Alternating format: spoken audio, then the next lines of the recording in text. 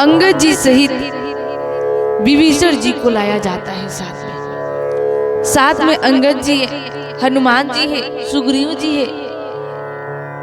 बाकी कपि मिलकर के विभीषण जी को जैसे साथ लाते हैं महाराज, तो विभीषण जी दूर से ही राम जी को देखते हैं और जैसे सांवले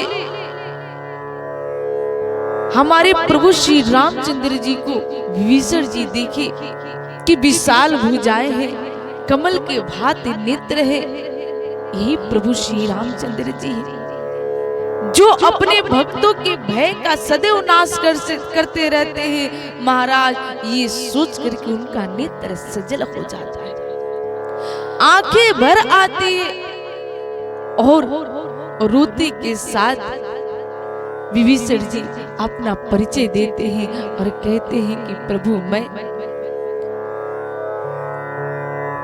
नाथ दशानन कर मैं भ्राता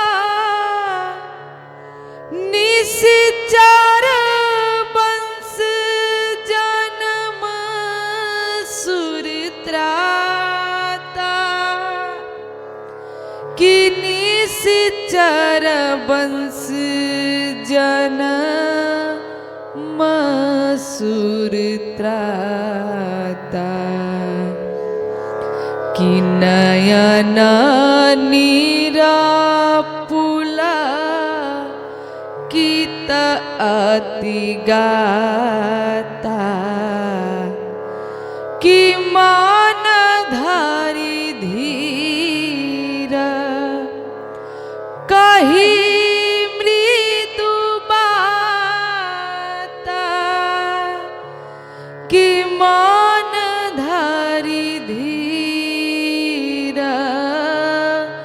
कही मृदु बाता।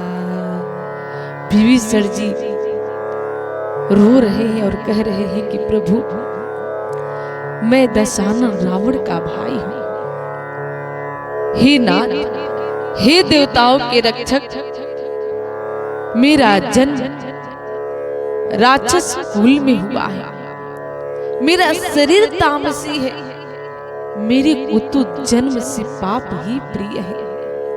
हे प्रभु मैं इस लायक नहीं हूं कि आपका दर्शन भी करूं, लेकिन फिर भी प्रभु आपका यश का गान सुन करके मैं आपकी शरण में आया हूं। मेरा भाई मेरे को घर से लात मार करके निकाल चुके हैं। हे नाथ मैं आपके चरण में आया हूं, आप मेरे को शरण दीजिए। मैं लंका में उसी प्रकार से रहता था प्रभु जिस प्रकार से दांतों के बीच में जीवा रहती है। अपनी बातें जैसे विभीषण जी प्रभु से कहते हैं महाराज, तो विभीषण जी का नेत्र तो सजल है ही, भक्त के भक्ति को देख करके, भक्त के भाव को देख करके राम जी कहते हैं कि आओ लंकेश।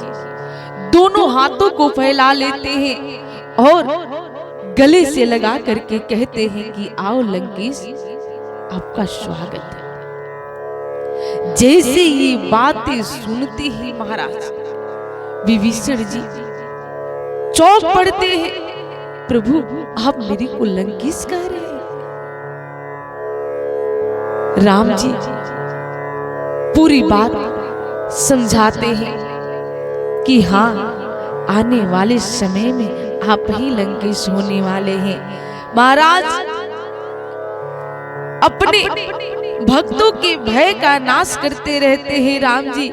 राम जी तो कहते हैं कि हे विभीषण जी, आपकी भक्ति को देख करके, आपके भाव को देख करके मैं बहुत प्रसन्न हूँ।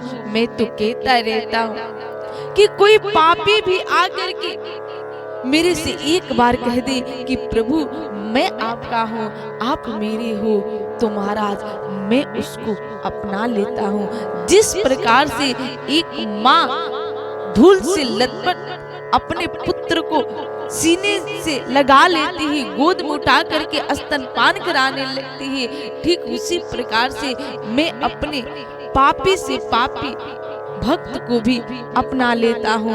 साधक गण कहते हैं कि महाराज इसीलिए कहा गया है कि सन्मुख हो ही जीव मोहि, जब ही जन्म कोटि अघनाश ही तब ही।